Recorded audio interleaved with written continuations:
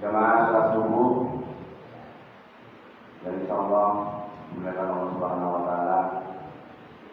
Yang pertama-tama dan yang paling utama kita panjatkan puja dan bersyukur kepada Allah Subhanahu wa taala. Yang mana di pagi hari ini kita dapat masih melaksanakan kita di masjid yang mulia ini dengan ibadah. Semoga Allah akan memberikan kita kesehatan, khusus lima kesempatan yang saat ini kita masih dapat melakukan amal yang mulia kepada kita. Salawat serta salam kami berikan kepada kita Muhammad SAW kepada para keluarganya, kepada para sahabatnya, dan insyaallah Allah mengikuti sunnah beliau. Amin ya rabbal alamin. Baik, sebelumnya mumpung masih dalam zona Syawal, saya ucapkan dulu Assalamualaikum. Semoga selama amalia bulan Ramadan kita dapat menangani apa yang kita inginkan. Seperti biasa, pekan yang ketiga, alhamdulillah hari ini kita mulai kembali dari subuh. Semoga pada makhluk istiqomah mengikuti kajian tersebut, karena salah satunya untuk meningkatkan iman kita adalah selalu mengikuti dan kita belajar. Begitu saya tidak bertanya salam, mengucapkan makhluk, mengucapkan suara, dan mengucapkan makhluk. Innal hamdalillah nahmaduhu wa nasta'inuhu wa nastaghfiruh wa na'udzu billahi min shururi anfusina wa min sayyiati a'malina. May yahdihillahu fala mudilla lahu wa may yudlil fala hadiya lahu. Asyhadu an la ilaha illallah wahdahu la syarika lahu wa asyhadu anna Muhammadan abduhu wa rasuluhu alladzi la nabiyya ba'dahu. Allahumma shalli wa sallim ala Muhammad wa ala alihi wa sahbihi wa man tabi'ahum bi ihsanin ila yaumil qiyamah. Jamaah ikhwatu iman rahimani wa rahimakumullah. Alhamdulillah, kita senantiasa panjatkan puji dan syukur kita kehadirat Allah Subhanahu wa taala karena berbagai kenikmatan Allah berikan kepada kita semua. Tidak ada nikmat yang paling berharga di dunia ini kecuali nikmat iman dan Islam kita. Ketika Allah memberikan kasih sayangnya kepada kita, di antaranya pahala kita diterima, dosa kita diampuni, kemudian kita merasa nikmat ketika beribadah. Itu di antara kasih sayang Allah kepada kita semua. Maka oleh sebab itu, rawatlah keimanan keislaman, rawatlah kenikmatan ibadah, karena tidak banyak orang yang merasakan nikmat ketika ibadah. Orang yang nikmat dalam beribadah, tatma'innul qulub, hatinya akan senantiasa tentram. Bahkan sholatnya itu adalah istirahat. Ketika Rasulullah SAW dalam kesibukannya kepada Bilal bin Rabah menyebutkan, ya Bilal arihna bis sholat, wahai Bilal, istirahatkan kami dengan sholat. Sholat yang bernilai istirahat adalah dirasakan oleh orang-orang yang tumaninah, nikmat ketika beribadah. Yang jadi pertanyaan, apakah kita sudah mencapai kepada puncak tersebut atau tidak? Itulah kadar keimanannya. Salawat dan salam mudah-mudahan terlimpah curahkan kepada junjungan alam, yaitu Nabi Muhammad sallallahu alaihi wasallam, kepada keluarganya, kepada sahabat, kepada tabi'in, itba'ut tabi'in, dan sampai kepada kita yang meniru dan mencontoh jejak langkah beliau. Amin ya Allah ya rabbal alamin. Sebelumnya kita teruskan kajian, saya mengucapkan dulu tahniah dalam suasana Ramadan, dalam suasana Idul Fitri. Saya mengucapkan taqabbalallahu minna wa minkum. Semoga Allah menerima amal ibadah kita semua. Amin ya Allah ya Rabbal alamin. Itu ungkapan hampir selama sebulan yang terus diucapkan oleh para sahabat ketika bertemu dengan sahabat yang lain. Itu doa yang diungkapkan oleh para tabi'in selama 6 bulan setelah Ramadan.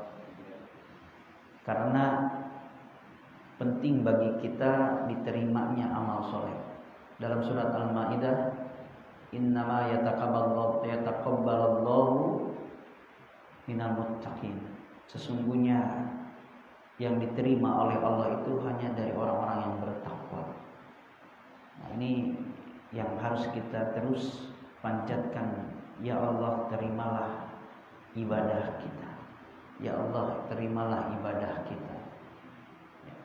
Ini selama 6 bulan para sahabat berdoa pasca, bukan para sahabat, maaf, para tabi'in.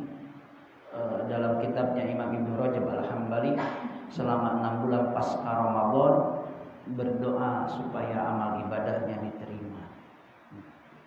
Tapi saya tidak akan membahas indikator orang yang diterima amal ibadahnya. Kita teruskan kajian kita. Bapak-bapak, pemuda, jamaah ikhwatul iman rahimani wa rahimakumullah. Kita masih membahas tentang al-hadisul khamis al-ashar. Al-hadisul khamis ashar, hadis ke-15 tentang hadis arba'in, yang dimana kemarin kita membahas tentang wa man kana yu'minu billahi wal yaumil akhir falyukrim jarahu. Muliakanlah tetangganya. Sekarang diulang lagi yang ketiga.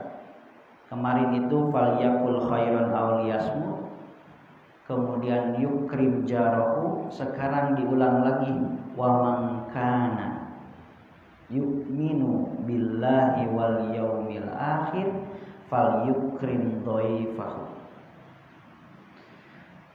Dalam konteks hadis ini ada 3 pesan yang disampaikan oleh Rasulullah SAW tentang menjaga lisan, tentang berbuat baik terhadap siapa? Tetangga, kemudian berbuat baik memuliakan terhadap tamunya. Tapi kalimat ini, semua 3 pesan ini ternyata diawali wa man kana yu'minu billahi wal yaumil akhir. Ini menjadi hukum ketentuan bahwa iman itu bukan hanya daripada amalan hati, tapi dicerminkan dalam aplikasi kehidupan muamalah kita. Iman itu bukan hanya amalan hati yang tidak terdeteksi oleh siapa manusia yang lain. Justru iman itu melahirkan amaliyah, aplikasi dalam kehidupan sosial kita. Di antaranya ucapannya akan terjaga dari menyakiti orang lain, sikapnya akan terjaga dari menyakiti tetangganya, begitupun sikapnya, lisannya pun akan terjaga daripada menyakiti tamunya. Ini pesan yang ketiga, fal yukrim jarahu, yaitu fal yukrim dhaifahu. Muliakanlah siapa? Tamunya. Kita harus memuliakan siapa? Tamu. Kasih. Apa yang disebut dengan memuliakan tamu? Di dalam syarah Al-Arba'in ini, ikramud dhaif an tabdula lahu minas sifatil mahmudah. Mencurahkan sifat-sifat, menampakkan sifat-sifat, menunjukkan sifat-sifat al-mahmudah yang terpuji. Terhadap siapa? Tamu. Ya. Dengan apa? Yaitu bisa jadi dengan lisan, bisa jadi bisyasatil wajhi, dengan basyasatul wajhi, dengan wajah yang ceria, yang menampakkan kedatangan tamu saudaranya itu adalah merupakan kebahagiaan. Ini yang disebut dengan ikram, memuliakan tamu. Jadi bukan beban ketika datang seorang tamu itu kepada kita. Justru harus disambut dengan lisan yang baik, dengan sikap yang baik, dengan wajah yang menampakkan kebahagiaan ketika datangnya tamu tersebut. Ini yang disebut dengan al-ikram, yaitu tu'til lil dhaif, memberikan yang terbaik untuk siapa? Untuk tamunya. Dengan apa? An yudhaf bi alfadhi hasanah, dengan lafaz-lafaz yang hasanah, dengan lafaz-lafaz yang baik. Kemudian wa min ikramid dhaif aidan an tut'imahu, memberikan makanan kepada siapa? Kepada tamu. Wa huwal maqsud fi hadzal hadis li annal adyab yahtajuna ila dzalik. Karena dalam hadis ini menunjukkan tamu tersebut memerlukan hal yang dimana sikap kita yang terbaik, dengan lisan, dengan memberikan minuman atau hidangan, makanan maupun hidangan yang lain. Ini cara memuliakan yang dimaksud dalam hadis tersebut. Bagaimana secara hukumnya dari hadis yang 15 ini, rentetannya pakai fi'il amr. Falyakul khairan, falyukrim jarahu, falyukrim dhaifahu. Menunjukkan bahwa ini adalah kewajiban. Ya. Cuma digarisbawahi semuanya secara global, yang intinya adalah ikram, yang intinya adalah memuliakan.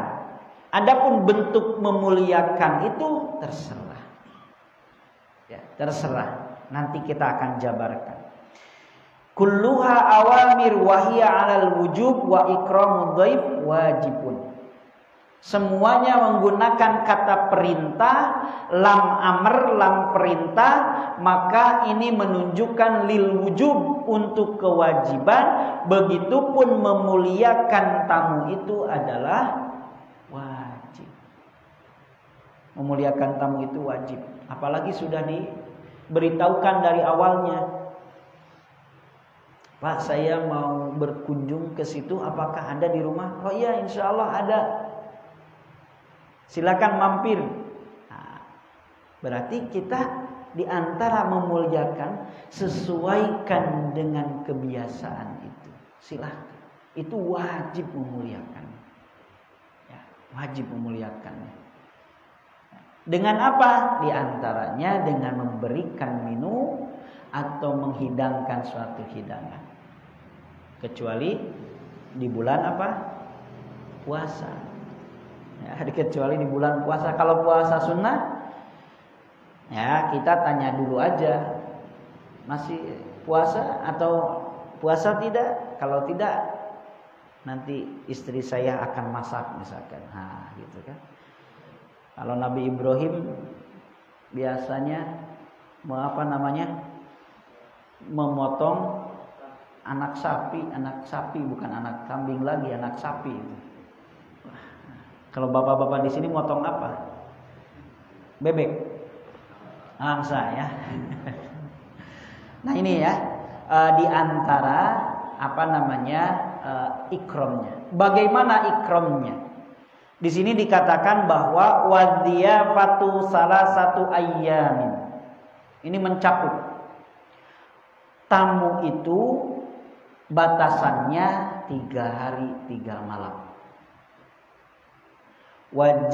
Jaizatuhu yaumun wa lailatun. Silakan muliakan sehari semalam. Apa yang dibutuhkan silakan ditanyakan. Pak butuh apa? Bang butuh apa? Om butuh apa? Mas butuh apa? Nah itu sehari semalam wajib kita menjadi pelayan. Ini wajib.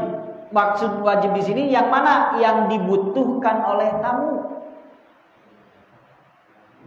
Yang dibutuhkan oleh tamu. Ini wajib. Pak mau kopi? Oh siap. Kopi apa? Apa saja? Ah ini bebas. Pak mau kopi? Oke, kopi apa? Kalau ada kopi apa Pak biasanya Pak? Nah, ini tamu nawar lagi katanya. Ini memang harus. Karena dalam hadis jaizatuhu yaumun lailatun, muliakan yang dibutuhkannya sehari semalam. Adapun 2 harinya, 2 hari 2 malam itu mah terserah kemampuan kita. Wajibnya 3 hari. Yang 1 hari 1 malamnya apa yang dibutuhkan oleh tamu silakan. Ya, kita hidangkan, kita siapkan.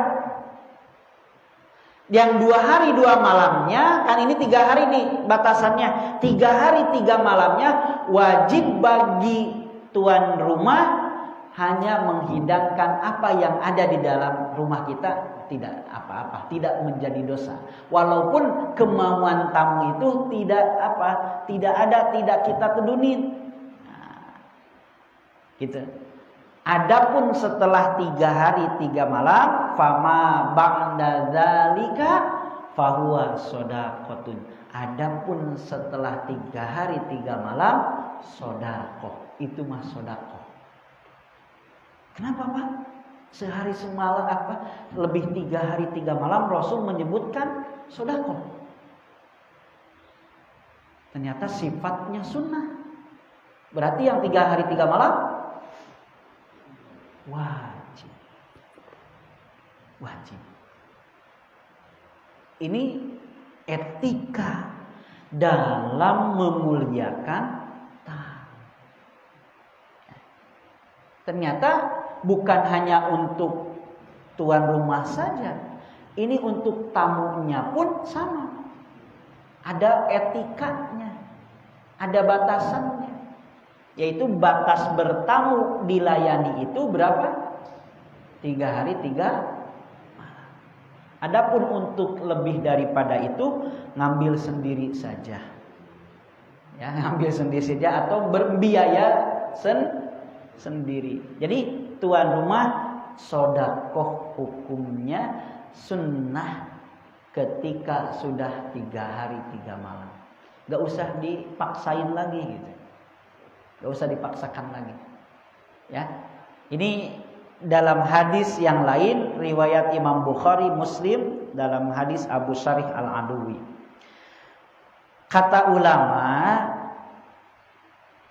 menggambarkan siapa tamu yang harus dimuliakan itu, yang wajib. Kita lihat kalau yang sering gak usah Pak. Saya minum dulu ya Pak.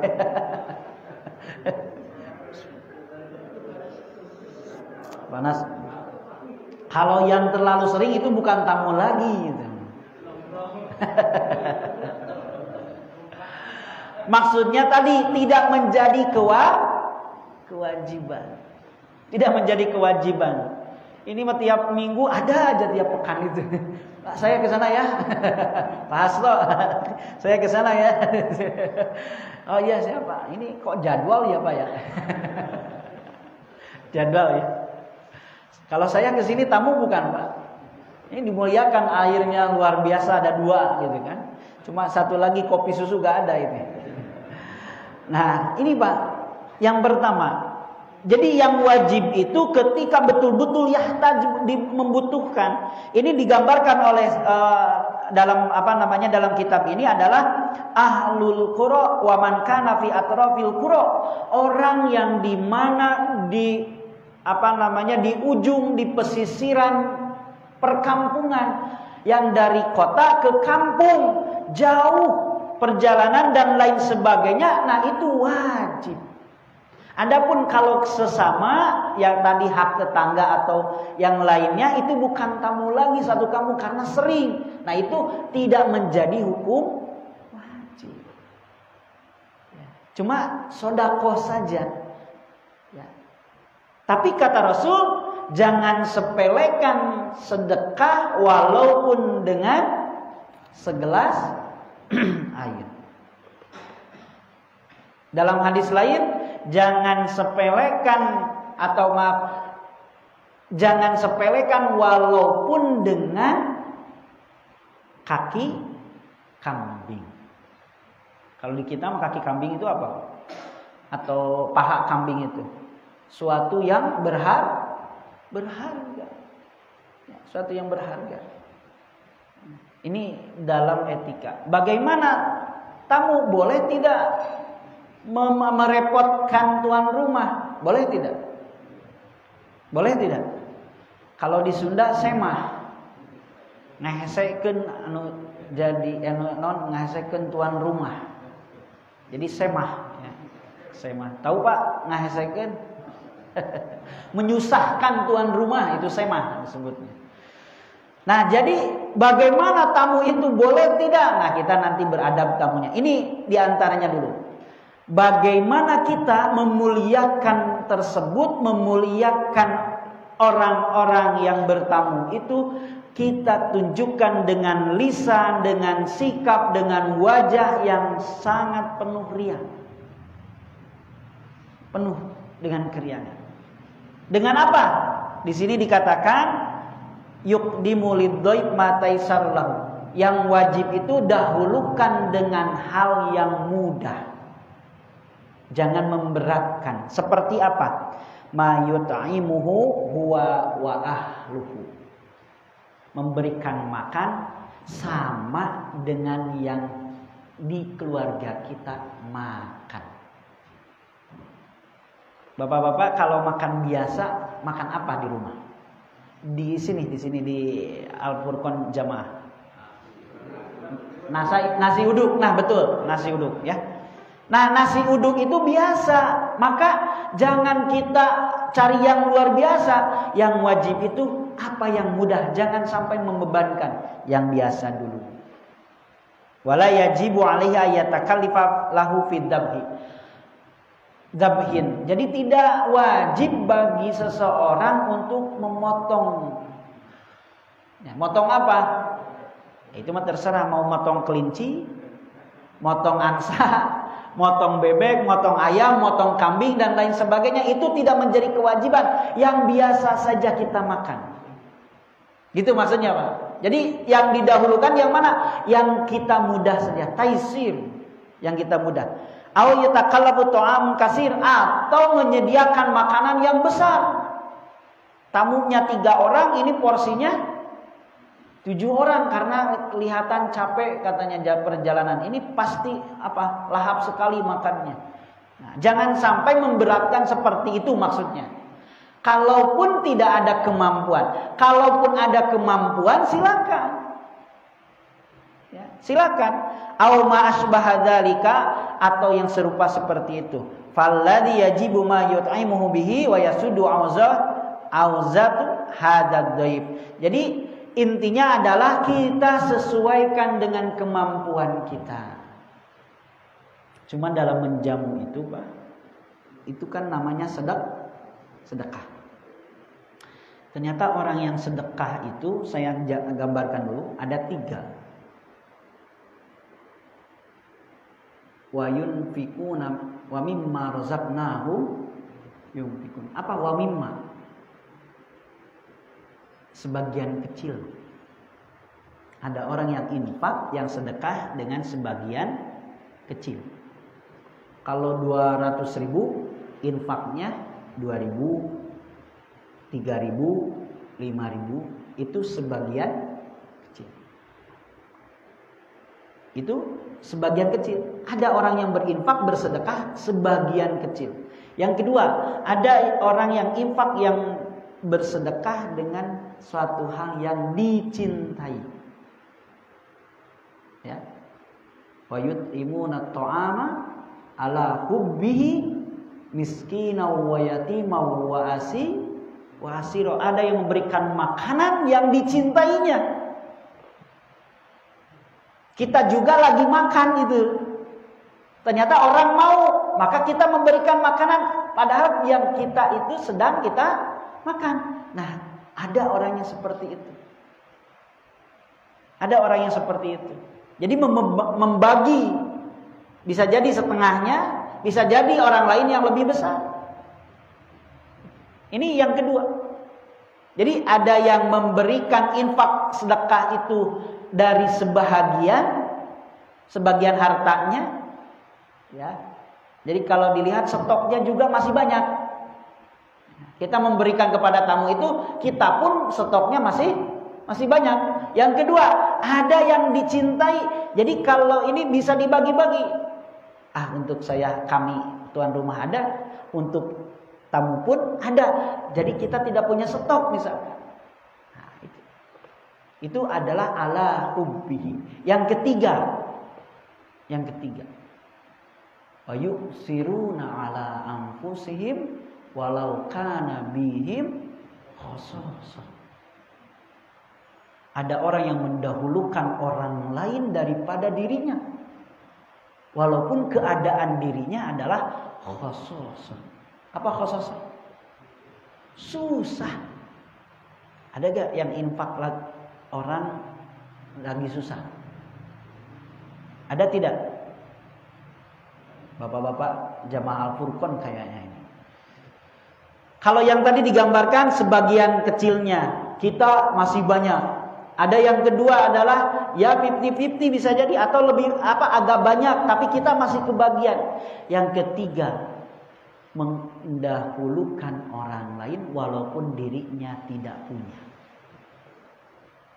Ada tidak? Ada. Ayat ini pun ada. Siapa? Abu Tulhah Ubaidillah. Suatu saat Rasul kedatangan tamu. Nah, ini makanya ada bertamu itu. Ya Rasulullah, saya ingin bertamu kepada engkau. Dan saya selama perjalanan ini belum makan.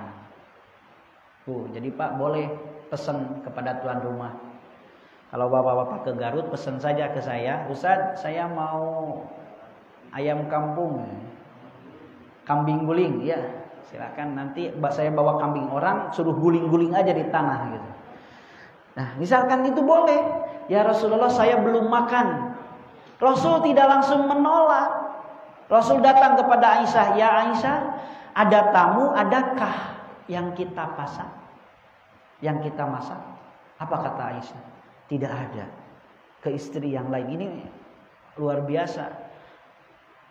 Banyak stok istri itu gitu Pak. Ke istri yang kedua, bagaimana, ada tidak untuk yang masak? Jadi banyak posnya gitu. Kata istri yang kedua, tidak ada ya Rasulullah. Yang selanjutnya tidak ada. Datang lagi ke masjid. Para sahabat, siapakah yang ingin menjamu tamuku? Masya Allah. Ternyata langsung yang pertama Abu Talhah. Ya, Abu Talhah. Saya ya Rasulullah. Ya. Padahal dia belum tahu. Di rumah ada dan tidaknya. Yang datang kepada istrinya, istriku Ummu Salamah, apakah ada untuk kita masak? Karena ada tamu Rasulullah. Coba Pak, kalau istri kita, Bapak gak tahu diri ini. Kita lagi susah gini, ngajakin tamu. Ini apa kata Ummu Salamah? Ada, cuma untuk anak-anak kita. Apa kata Abu Thalha? Oh, ini ajak main dulu anak-anaknya biar nanti malam tidur. Lelah. Sampai capek main, lelah, lalu apa? Tidur. Kalau istri kita apa? Suruh nonton handphone dulu, nanti juga tidur gitu kan. Nah, coba ini Pak. Ternyata luar biasa. Maka pada saat itu subhanallah malamnya tiba. Nanti kita hidangkan piringnya 4. Karena tamunya 2, piringnya 4 yang kosong. Kemudian kita masak, sudah anak-anak agak tidur malam. Kemudian nanti saya akan matikan lampunya. Datang, sudah dihidangkan yang 2-nya, lalu dimatikan lampu, ini masih kosong. Ternyata dalam keadaan gelap, mohon maaf, lampu rumah saya habis minyaknya. Lalu seperti makan supaya tidak canggung. Jadi tuan rumahnya pun seperti makan padahal tidak ada yang dimakan. Itulah yang disebut dengan khososoh. Maksudnya apa? Korelasinya tadi, menjamu tamu itu silakan. Wa mimma razaqnahum, dari sebagian harta kita silakan. Atau yang kita makan sehari-hari, yang kita cintai, hidangkan, silakan. Yang kita butuhkan itu, tapi kita pun masih ada. Ala hubihi. Yang ketiga adalah apa?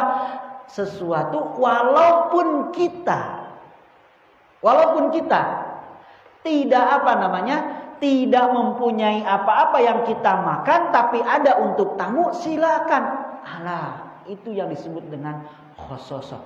Maka ketika datang ke Rasul, wahai Abu Thalha, Allah memuji engkau dengan ayat Al-Hasyr ini, surat Al-Hasyr ini. Wa yusiruna ala anfusihim walau kana bihim khososoh.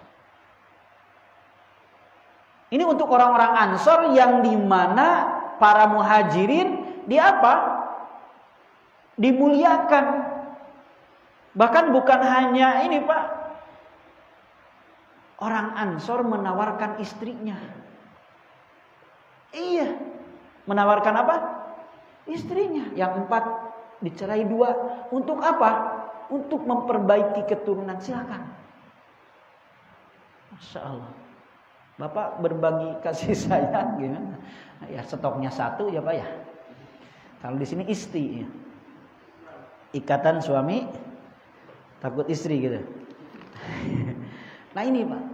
Jadi memuliakan tamu itu para sahabat seperti itu. Bahkan ada toko, ada tempat bisnis diberikan kepada orang-orang Ansor, kepada orang-orang muhajirin. Maka Allah memuji antara muhajirin dan Ansor dalam surat At-Taubah ayat 100, yadkhulunal jannah, mereka semua akan masuk surga.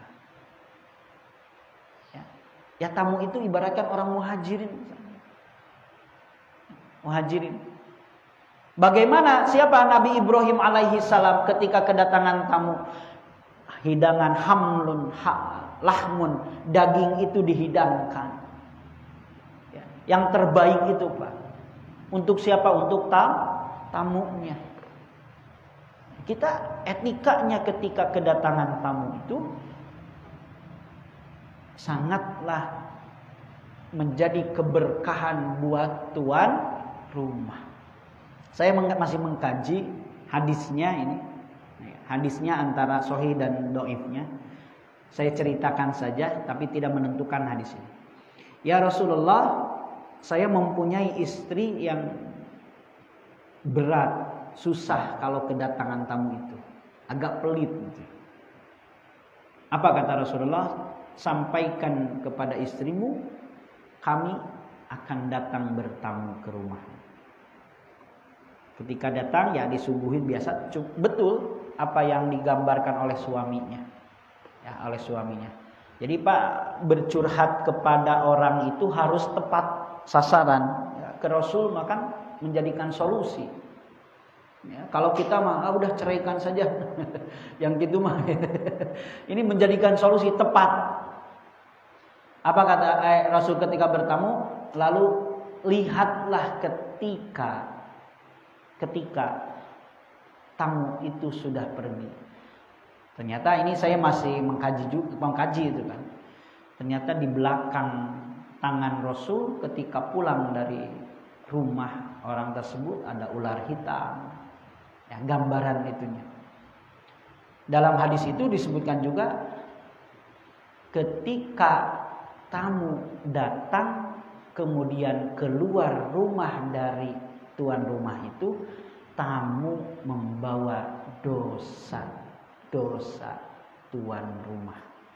Maksudnya tamu keluar itu dosa tuan rumah pun ikut keluar, bukan ikut tamu. Jadi tamu yang bawa dosa, bukan. Maksudnya keluar dari rumah tersebut dosa. Ini keutamaan tamu itu. Maka bapak-bapak silakan jadwalkan tamu yang hari ini siapa, dari mana, ya diundang saja, gak apa-apa. Kan mengundang orang muslim itu hak juga kan, hak muslim antara muslim itu ketika diundang didatangi gitu. Berarti mengundang itu untuk bertamu adalah bagian daripada etika atau adab dalam Islam. Dan diantaranya ada apa? Ada kelebihan, ada keutamaan yang akan didapat oleh tuan rumah. Tapi ada batasannya juga Pak. Jangan makan bersama kalian kecuali orang-orang yang takwa dan soleh. Maksudnya apa? Orang yang takwa dan soleh. Jadi maksudnya jangan sembarang mendatangkan tamu. Jangan sembarang mengundang. Gitu maksudnya. Kalau orang yang hasud kepada kita, terkadang itu akan membawa petaka, serba dilihat di rumah itu, diperhatikan bagaimana dan lain sebagainya. Yang kecil pun akan diumbar. Ya, akan diumbar. Maka ketika datang tamu itu, ketika mendatangkan tamu itu, kita lihat yang makanan yang kita hidangkan itu dimakan oleh orang soleh atau tidak. Imam Syafi'i, Imam Ahmad kedatangan gurunya yaitu Imam Syafi'i. Ternyata menghidangkan hidangan itu lebih daripada satu orang. Karena untuk memuliakan di antara. Karena yang kedua tadi ada hadis yang mengatakan janganlah memakan makananmu kecuali orang yang bertakwa. Itu orang bertakwa. Maka kita tidak sungkan untuk menyuguhinya kepada orang bertakwa, karena makanan yang kita makan dengan orang yang bertakwa itu insya Allah akan mendatangkan keberkahan, nilai sedekah. Pak, kayak gini aja. Bapak sedekah kepada ahli masjid dengan orang yang jarang ke masjid. Nilai daripada rasa kebahagiaannya mana yang lebih bahagia? Ya, orang yang sering datang ke masjid kan gitu logikanya. Begitupun Imam Ahmad menghidangkan hidangan kepada Imam Syafi'i lebih dari ada satu orang, dan Imam Syafi'i pun tidak ragu untuk memakan makanan tersebut. Karena apa? Karena tahu Imam Ahmad itu orang yang soleh dan tidak mungkin yang dihidangkannya itu dari harta yang haram. Ketika ditanya oleh anaknya yaitu Muhammad bin Ahmad bin Hambal, "Ya Abi, wahai Imam Ahmad, kenapa ya Imam Syafi'i itu seorang imam kayak yang kelaparan?" Kata Imam Ahmad, tanyakan saja, mumpung masih ada orangnya. Ya Imam Syafi'i, dia guru gitu ya, Syekh, kenapa engkau makan seperti tidak makan 3 hari 3 malam? Apa kata Imam Syafi'i? Saya tidak ingin menyia-nyiakan hidangan orang yang soleh. Nah ini, bapak-bapak minta dibekal, dihidangkan, boleh tidak? Boleh, silakan. Apalagi yang menghidangkannya orang soleh, Pak boleh gak dibekal ini? Nawar, gak apa-apa, bertamu nawar gitu kan tadi. Boleh. Kenapa? Kenapa yang jadi alasan? Karena yang menghidangkan orang soleh ingin makanan itu berkah, dan anak istri pun ingin mendapatkan keberkahan itu. Nah, itu tidak apa-apa. Itu mah hanya alasan saja kita bertamu ya Pak. Ya itu bisa jadi dalil ya. Bisa jadi dalil. Nah ketika kita bertamu, ini jamaah ikhwatu iman rahimani wa rahimakumullah, dalam bahasan hadis arba'in yang ke-15 ini, fal yukrim dhaifahu, muliakan tamumu dengan apa? Dengan sebagian harta kalau ingin menghidangkan, atau yang kita cintai yang terbaik, atau yang kita pun ternyata dalam kesusahan, silakan. Dari 3 karakter orang yang selalu berinfak, bersedekah atau memuliakan tamu ini, ternyata yang paling berat adalah yang terakhir. Kita susah. Ya tadi istrinya juga, Pak, gak tahu. Kan Papa belum memberikan uang untuk ke dapur. Mah masih ada stok di kulkas. Ada. Nah kan itu untuk 2 hari ke depan. Kita coba. 2 hari ke depan pun masih dipikirkan. Sahabat Abu Thalha ketika saat itu tidak ada yang dimakan kecuali itu saja, menghidangkan yang terbaik buat tamu. Apalagi tamu Rasulullah Sallallahu Alaihi Wasallam. Ya, tamu Rasulullah Sallallahu Alaihi Wasallam. Kalau bersambang ke rumah-rumah kiai, itu yang menyuguhi itu ternyata santri-santrinya. Itu langsung reaksi. Nah, mereka pun membantu karena ini adalah tamu kiai. Ingin ikut ada keberkahan dalam hal itu.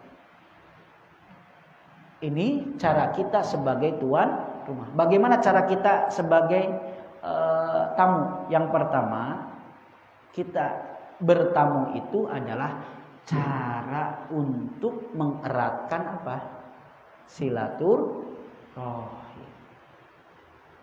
Maka hukumnya silaturahim itu adalah wajib.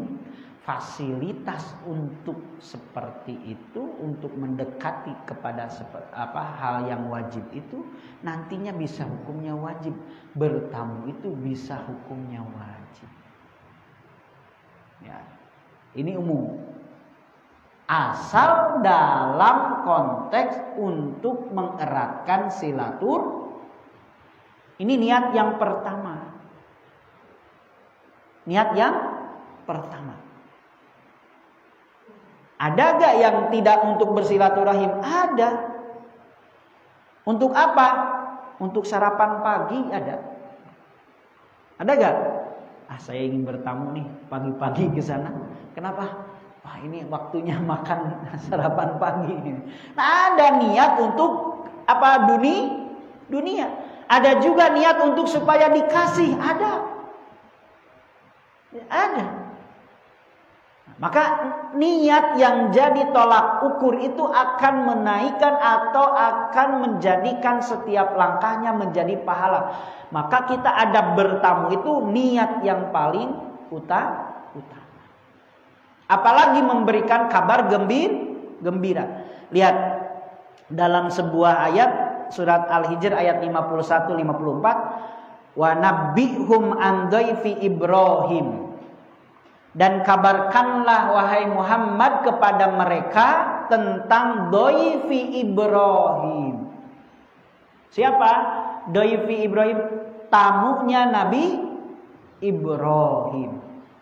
Kenapa mereka iddakhalu alaihi faqalu salaman? Etikanya, ketika mereka hendak masuk, iddakhalu, bukan setelah masuk, iddakhalu, ketika sebelum masuk. Faqalu salaman, mereka mengucapkan apa? Salam. Assalamualaikum. Jadi assalamualaikum itu bukan hanya dari umat Nabi Muhammad. Ketika Nabi Ibrahim pun sudah ada salam. Kemudian qala inna minkum wajilun. Ketika itu mereka lalu mereka mengucapkan salam dan Nabi Ibrahim berkata, sesungguhnya kami merasa takut kepadamu. Jadi penduduk pengisi rumah Nabi Ibrahim, istrinya Nabi Ibrahimnya merasa ketakutan kedatangan tamu yang tidak dikenal. Kemudian kata mereka, qalu la taujal inna nubashiruka bigulamin alimin. Inna nubashiruka, sesungguhnya kami akan memberi kabar gembira kepadamu bigulamin alimin, dengan anak yang sangat cerdas. Siapa? Nabi Ishak. Nabi siapa? Ismail. Isma itu apa? Mendengar, il itu Allah. Jadi rintihan doa Nabi Ibrahim selama puluhan bahkan ratusan tahun didengar oleh Allah dengan diberikan anak, namanya adalah Ismail. Kemudian qala abashartumuni ala an masaniyal kibar fabima tubashirun. Apakah engkau betul tidak bercanda kalau sekarang tidak hoak untuk memberikan kabar gembira kepada kami, sedangkan kami dalam keadaan kibar, apa? Sudah sepuh. Ya, sudah sepuh. Ini kejutan. Apa? Surprise. Ya. Surprise. Atau door prize. Ya, ini menjadi kejutan buat Nabi Ibrahim, kabar gembira. Maka ketika tamu itu datang, hendaklah memberi kabar gembira. Niat tadi, jangan membebankan, jangan menyakitkan siapa? Tuan rumah. Ya, tuan rumah. Ya, jadi kabar gembira dulu. Tetapi dilanjutkan Pak, kalau ayat selanjutnya, kabar selanjutnya kabar yang menyakitkan. Apa kabar yang menyakitkannya? Wahai Ibrahim, kami datang malaikat Jibril, Mikail, Israfil pada saat itu datang bertiga bertamu pada saat itu, memberikan kabar dua, memberi kabar gembira, yang kedua memberi kabar agak sedih, yaitu apa? Kami akan membalikkan kota keponakan, umat keponakan, yaitu umat siapa? Nabi siapa? Nabi Lut. Nabi Lut pada saat itu, ya, maka akan dihancurkan. Itu saudaranya Nabi Ibrahim. Nah di situ, jadi Bapak beri kabar gembira dulu biar tidak shock. Sudah merasa ketakutan Nabi Ibrahim itu, tapi diberikan kabar gembira. Ibu jangan takut, Bapak saya datang ke sini itu untuk memberikan uang. Ya, 200.000 contohnya. Beri kabar gembira dulu. Atau apa saja kabarnya. Nah, jadi niat yang paling utama. Kita ada bertamu, kemudian yang kedua ketika masuk ucapkanlah salam. Jadi sebelum itu minta izin. Bagaimana baik minta izinnya? Al-istidzanu salasun, minta izin itu 3 kali. Fa in udzina laka wa alla farji. Kalau diizinkan silakan masuk dengan mengucapkan salam, kalau tidak balik lagi. Jadi jangan dulu masuk nyelonong. Assalamualaikum. Tidak ada, udah balik lagi, jangan maksa. Apalagi gedor-gedor. Jadi Nabi kalau ketuk pintu itu tidak di depan pintu. Jadi di sebelah kanan atau sebelah kiri. Itu etikanya. Ya, etikanya. Nah, jadi izin dulu berapa kali? 3 kali. Kalau tidak diizinkan, berarti tidak. Kayaknya nih tidak mengizinkan nih, kalaupun akan tidak dibuka itu, balik lagi. Farji, jangan memaksakan. Ya, memaksakan. Kemudian yang selanjutnya adalah ketika waktu. Ini waktu, Pak. Jadi waktunya ada 3 kita untuk bertamu. Ya ayyuhalladzina amanu liyasta'dzanikumul ladzina malakat aymanukum walladzina lam yablagul hulma. Salah minkum salah samarrat. Jadi ini untuk ketika manusia kebiasaan membuka aurat. Membuka aurat. Ini ayatnya tentang orang anak atau budak, jangan dimasukkan ke kamar kita ketika 3 waktu. Maksudnya di 3 waktu ini kebiasaan membuka aurat. Kapan itu? Min qabli sholatil fajri. Sebelum waktu sholat subuh, yaitu waktu sahar. Waktu sahur. Jadi bapak-bapak jangan namu waktu sahur. Takut disebut jam 2 namu. Biasanya disebut maling gitu nantinya ya. Nah itu maksudnya waktu itu ternyata manusia atau tuan rumah dalam keadaan membuka aurat dalam ayat ini. Yang kedua adalah wahina tad'una siyabakum minaz zahirah, yaitu sehingga menanggalkan baju waktu zuhur, maksudnya ba'da zuhur. Ba'da zuhur di situ ya. Sebelum sembahyang subuh, kamu menanggalkan pakaian luarmu di tengah hari, dan sesudah sembahyang isya, ba'da sholatil isya. Jadi hindari 3 waktu ini. Waktu ba'da zuhur itu istirahat, qabla subuh itu setelah tidur, ba'da isya itu mau tidur. Hindari waktu bertamu seperti ini. Karena di tuan rumah waktu istirahat. Ini mengganggu. Nah, kita punya etika. Kecuali kalau mendesak di handphone dulu. Kemudian bapak-bapak ya bersalaman sopan santun. Kemudian batas waktunya bertamu kalau sudah tadi 3 hari. 3 hari ya batas waktunya. Kalau sudah itu Pak, udah pergi. Kalau mau mau nginap 3 hari 3 malam. Walaupun untuk lebih daripada itu tidak dilarang maksudnya. Tapi kita punya etika. Tapi untuk sekarang kadang-kadang menyewa kalau itu menyewa hotel atau penginapan gitu kan. Itu mah lebih lama lebih lebih bagus kata tukang hotel atau kata yang pemilik hotel ya. Ya karena 1 harinya ada tarif. Kemudian kalau kita sudah selesai langsung saja pulang. Fa illam tajidu fiha ahadan fala tadkhuluha hatta yu'zana lakum. Kalau tidak diizinkan kita tidak boleh masuk, dalam surat An-Nur ayat 28. Kemudian wa in qila lakum irji'u farji'u huwa azka lakum wallahu bima ta'maluna alaihi. Dan jika dikatakan kembalilah saja, maka hendaklah kalian kembali. Kita langsung pulang ketika sudah selesai, kalau itu urusannya selesai. Ini ada bertamu, niat.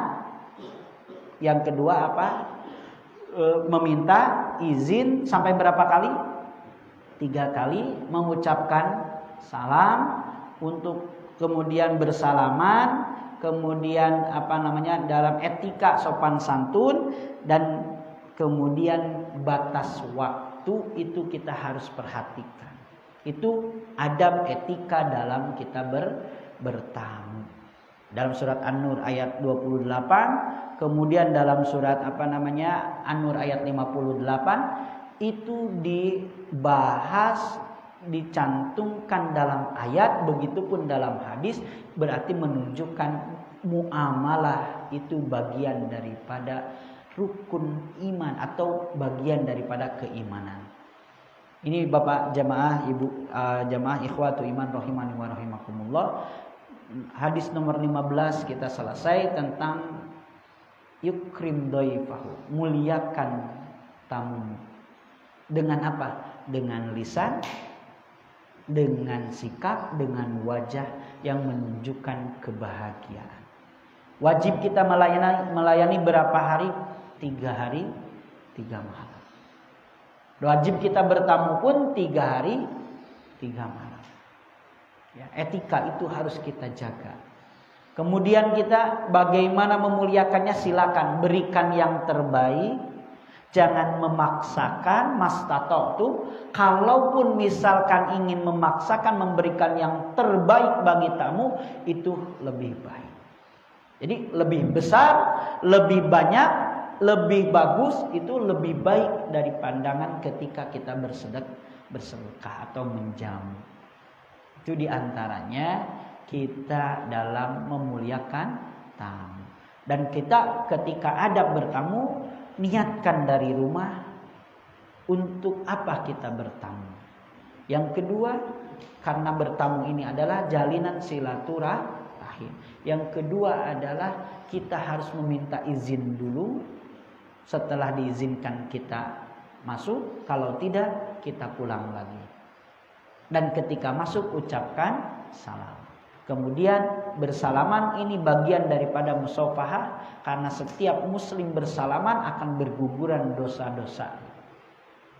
Kemudian waktu, batas waktu di mana saja yang tidak boleh, qabla subuh, waktu sahar, kemudian ba'da zuhur, kemudian ba'da isya. Yang lebih baik ba'da maghrib sampai isya karena waktunya berdekatan, jadi tidak terlalu lama. Kalaupun ada waktu yang berhari-hari, batasannya adalah 3 hari 3 malam. 3 hari 3 malam. Ini tamu wajib. Kalau sudah 3 hari 3 malam, tamu apa?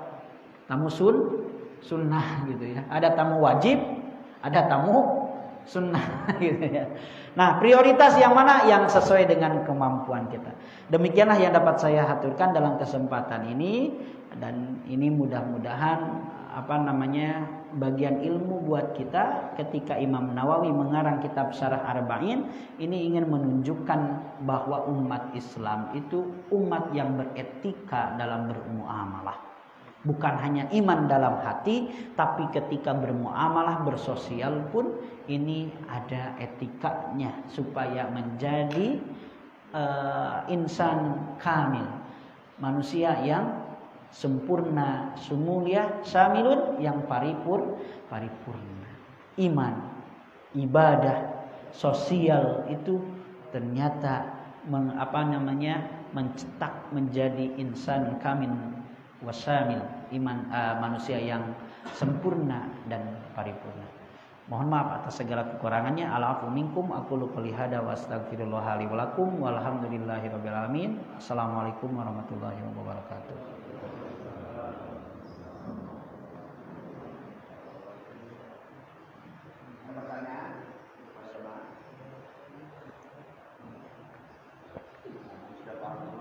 Ya, udah siang sengaja kan.